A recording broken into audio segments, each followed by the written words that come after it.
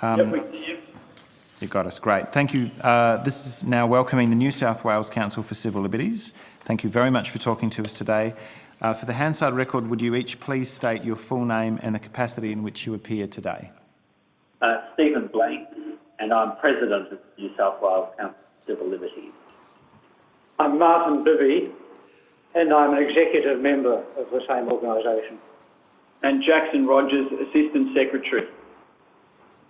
Thank you, gentlemen. I'm going to invite you to make a brief opening statement. I know this is slightly arduous, but just for the purposes of attribution for Hansard, before each of you speak, if you could just indicate who is speaking so that the record can stay accurate. If you would wish to make a brief opening statement, please go ahead.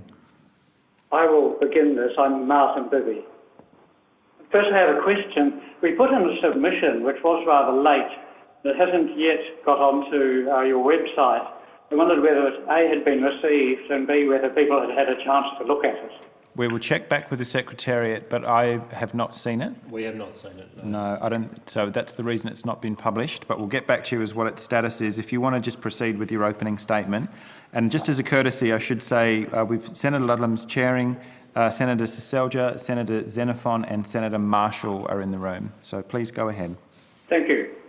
I'd like to begin with a quotation from A.C. Grayling and his book, Liberty in the Age of Terror. The wholesale invasion of privacy represented by all these measures constitutes a massive change in the relationship between the citizen and the state and turns the state into a snooper, a big brother institution whose instruments of surveillance and control are premised on the idea that every citizen is a potential suspect and must be treated as such. And then from President Obama, given the unique power of the state, it's not enough for leaders to say, trust us, we won't abuse the data we collect.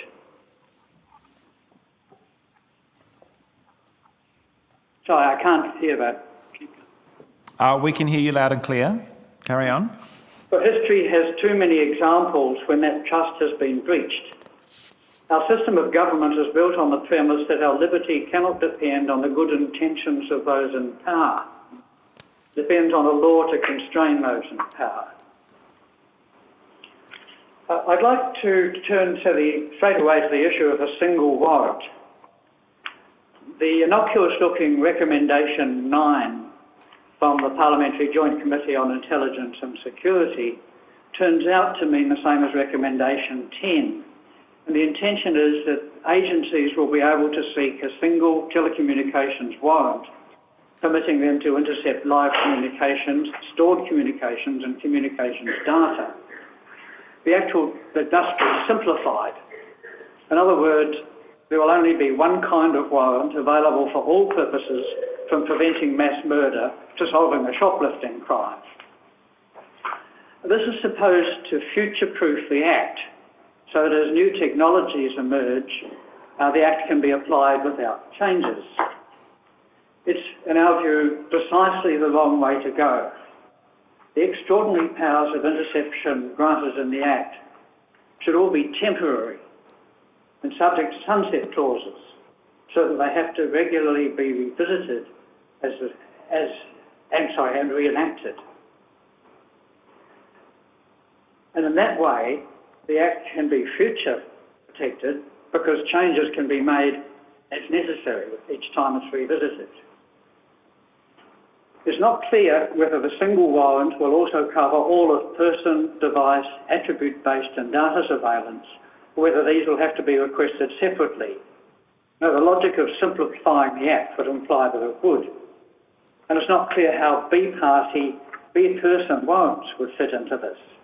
If the natural interpretation is correct, a single warrant will enable an organisation to target a number of people, including people against whom no suspicion is held, multiple devices, multiple services, and unlimited stored communications and data. Then it said that this change will simplify reporting. The only way this could happen is if there will no longer be separate reporting of the numbers of users of each of the different kinds of surveillance, but only a single number comprising all of them. This, the Parliamentary Joint Committee avers, will make it easier for the general public, law practitioners, law enforcement agencies and the justice system to understand and apply the law. This is insulting. It's also remarkably Orwellian. The public is to be given less information, yet somehow it will understand better. Delineating between indicators is vital for the public's monitoring and evaluation of government agencies. Proper monitoring and evaluation of agencies is in turn critical for rational, evidence-based decision-making in the assignment of public resources. A major concern is function creep. It's vitally important to restrict function creep, but reporting on interception of all crimes tells us what kinds of crimes are being investigated, how many interceptions there are of each kind, how many are done in relation to each kind of crime. I'd like to hand over now to Stephen Blanks. Yes, Stephen Blanks. I just want to make some comments about communications data and mandatory data retention. I think there is an increasing realisation that communications data itself is as valuable and sensitive as content of communication. Perhaps this wasn't appreciated fully at the time that the regime for access to communications data was first introduced. But we know in the commercial world, communications data, metadata, is commercially valuable and significantly valuable, and it's no less valuable than content. So we think that a reform that is necessary is to treat communications data the same way as communications content, and that is have a warrant-based system rather than an authorisation-based system. The number of accesses to communications data in Australia is extraordinary. Over 319,000 authorisations for accessing communications data in the 2012-2013 year. That means that communications data is being accessed for many more offences than just serious offences. In fact, the majority of that communications data accessing must be for relatively minor offences. In relation to mandatory data retention, I should say, I note that the Parliamentary Joint Committee on Intelligence and Security was undecided about this. We gave, Council of Civil Liberties, that is, made submissions to the inquiry conducted by that committee, and I think that since then, which is now nearly 2 years ago, it's only become more apparent that data retention is dangerous to a population in a free state. I think that's all I want to say on that just at the moment, so hand over to you.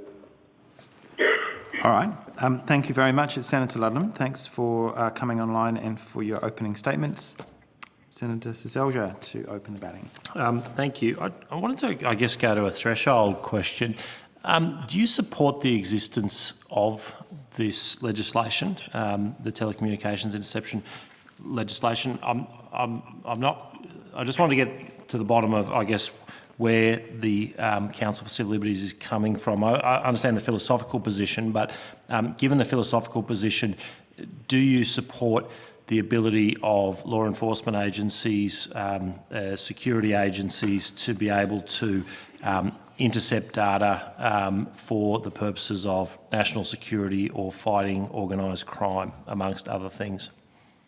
Well, for serious crime, we certainly do, under a proper regime of accountability and regulation.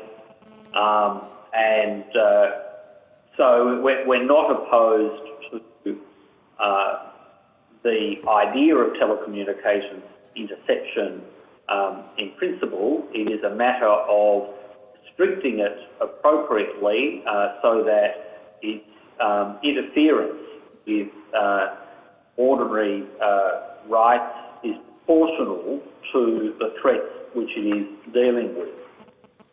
National security is perhaps in a different category, and views can vary. The fact is that the terrorism laws, as they currently are framed, are so wide that one could say that the agencies have sufficient ability to intercept telecommunications for the purposes of investigating offences under the anti-terrorism laws as they presently stand, and that there really is no additional need for telecommunications interception on national security grounds without a criminal offence being involved.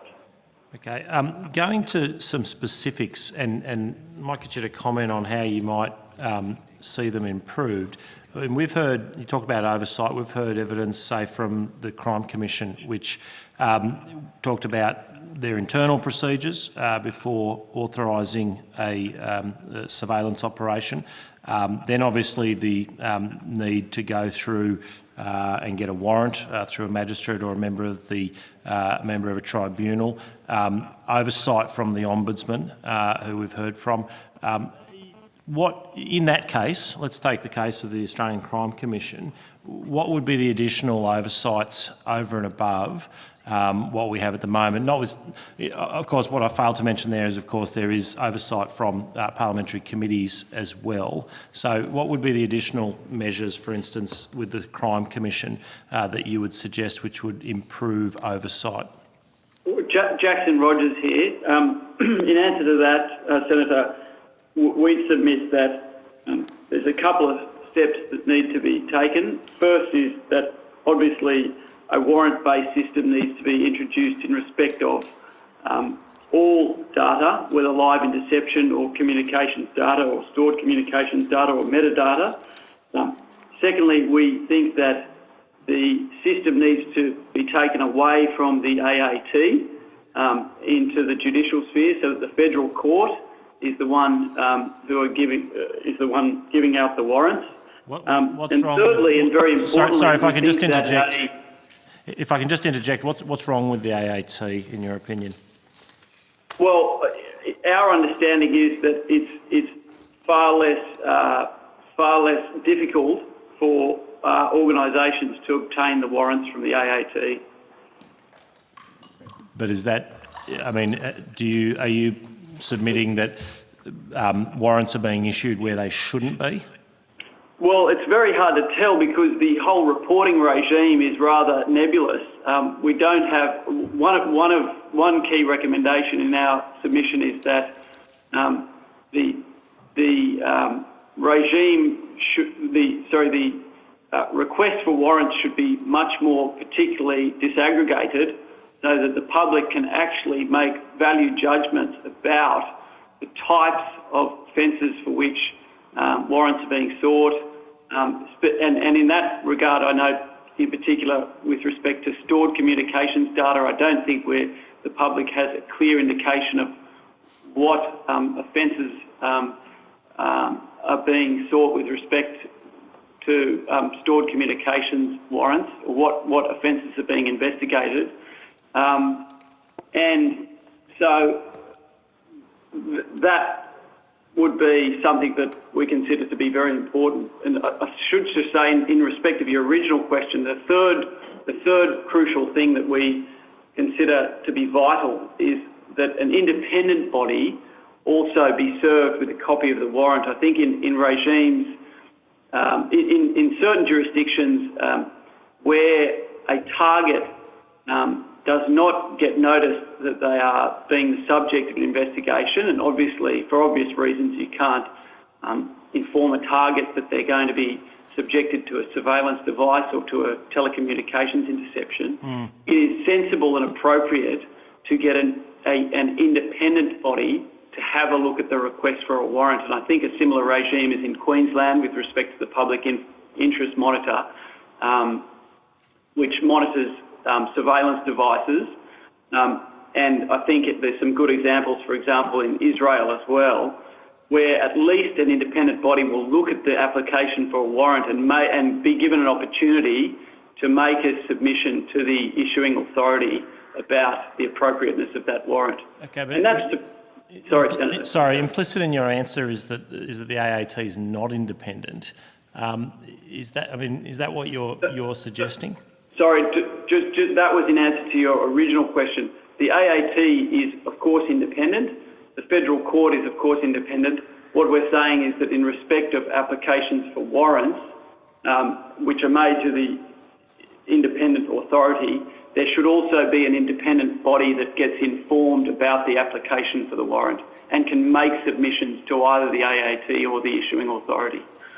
Okay, you don't see issues in terms of, I mean, obviously sometimes these warrants are fairly urgent. You've got an independent body that looks at them in a tribunal or a court. You don't see an issue necessarily with the process being unnecessarily slowed down? No, and in respect of urgent applications, and in respect of so to use the Surveillance Devices Act in New South Wales as an example, where there is the necessity for an urgent application, that application can be made as long as and the issuing authority can issue the warrant as long as this independent body is also informed and can make submissions after the fact. Okay. All right. Okay. Senator Marshall? No. You okay? All right. Thanks very much, gentlemen, for coming online. Your comments are, you made, in your opening statement, you made some concerns clear about the overall working of the regime, but also the specific question of metadata and warrantless surveillance. But then you've also expressed that you're a bit concerned about the various kinds of warrant that exist today being rolled into a single one that would cover everything. What are you proposing, that we simply don't change the system at the moment, that it not be streamlined, or what do you think a system that properly paid regard to civil liberties would look like? And just so you know who you're talking to, it's Senator Ludlam. Yes, it's Stephen Blank. I understand that the Rule of Law Institute this morning may have made some submissions on specific ways in which the existing warrant system ought to be strengthened. And subject to seeing, I haven't seen the transcript of what was said, but subject to seeing that, I think from a civil liberties point of view, we're quite likely to support the submissions that were made this morning by the Rule of Law Institute. And so that is that the issuing authority should be the federal court. The AAT doesn't give, the members of the AAT, we apprehend, don't give adequate consideration to balancing the competing considerations in relation to the warrant. It is something of sufficient seriousness to justify a requirement that it be issued by a federal court judge. Okay. Then it's vitally important, public confidence in the system, that we can see precisely what warrants are being issued for, how they're being used, how the information gathered is being used in prosecutions of particular kinds, so that we can, so that the public has sufficient data to conclude that they're not being abused.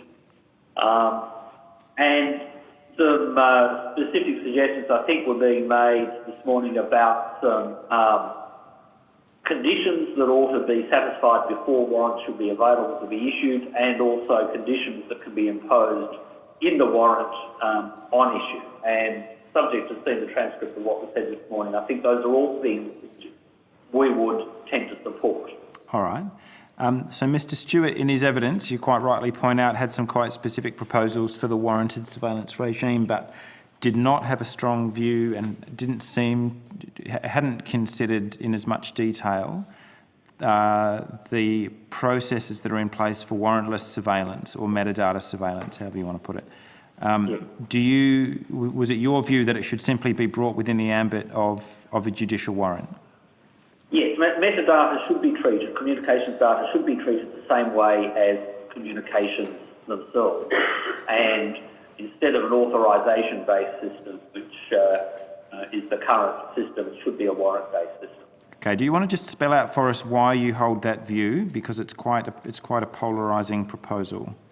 Well, I think the statistics that there are 319,000 communications data authorisations being issued each year is a startling statistic, and that suggests very strongly that authorisations are being issued for relatively minor matters, and the premise underlying the current system is that communications data really isn't private in the same way that communications content is, but that premise is fundamentally wrong. And communications data is in lots of ways very revealing about people and should be protected. People should be able to have a telephone account without any agency, any one of a huge number of agencies, being able to know who they're calling, when they're calling, how often they're calling, how they're speaking, and so on. If I could come in there as well, this is Martin Bibby. Telecommunications data undermines professional confidentiality. You can find out who's talking to a psychiatrist or a lawyer or a clergyman. It creates risk of data losses and data abuses. It deters people from making confidential communications. It undermines the protection of journalistic sources. And so it compromises the freedom of the press. And overall, it damages the conditions for an open and democratic society. It's not trivial. And I should just say, Jackson Rogers here, that was a quote that Martin Bibby was taking from a letter written, endorsed by 106 organisations to the European Commissioner for Home Affairs regarding telecommunications data retention, and that part of that letter is contained in our submission. And presumably that was part of the argument that led the European Court of Justice to strike that directive down. I wonder whether you are interested in passing comment on that action in Europe, because I put that question yesterday to some of the law enforcement agencies and they said, well, it's not strictly relevant what's happened in Europe to Australia because we have better protections afoot for people's private data. Do you think there's any relevance in some of the argument that's been raised in Europe to the situation we're trying to juggle the same issues here in Australia? Stephen Blank. I think there is direct relevance. I mean, this is a global issue, and one would expect that there is, because of some international crimes and so on, that to an extent there is going to be a global approach to this issue. It's curious and disturbing that anyone would say that there is a greater level of protection in Australia than in Europe. when the whole fundamental basis of the European system is a human rights protection, which is absent in Australia. So that laws of this kind are assessed in Europe against developed human rights jurisprudence, whereas there is no objective, equivalent way of assessing the laws under Australian law. And so you have the opportunity that seems to have occurred where some agency comes along and says, well, they think Australia's got great protection, so we don't need to worry about what's happening in the world. But whatever protection Australia has is not by objective international standards. So there is certainly a view out there that privacy, and it's been expressed by quite senior executives in companies like Facebook and Google, that privacy is just not what it was. That there's a generation of people coming through for whom they're publishing most of their lives on social platforms anyway. So really, who cares? Just spell out for us, firstly, if you disagree with that point of view, do you think community attitudes towards privacy are changing? And should the law change to reflect that? This is Martin Burry. Look, what people's attitudes are is one thing, and whether privacy matters is not necessarily the same. So I'd like to address the question of why it matters. Privacy is not trivial. Intrusions on it harms individuals whose privacy is invaded, but more importantly, society suffers. And this is from our submission. Privacy is a fundamental human right because it's central to the maintenance of democratic societies. It's essential to human dignity. In the absence of privacy, there's no freedom of expression and information, no freedom of association. It's essential for each person to have a realm where they're free from other human eyes watching them, where they're free from others forming judgments about what they can and cannot do. Gives us freedom to define ourselves and our relations with others. So it's essential for human development. But it's not only a psychological necessity. Privacy is necessary for the development of dissent, for the formation of challenges to orthodoxy. A human being who lives in a world where he thinks he is always being watched is a human being who makes choices, not as a free individual, but as someone who is trying to conform to what is expected and demanded of him or her. That's why tyranny loves surveillance, because it encourages conformity. It means people will only do that which they want other people to know they are doing. Can I make one other comment?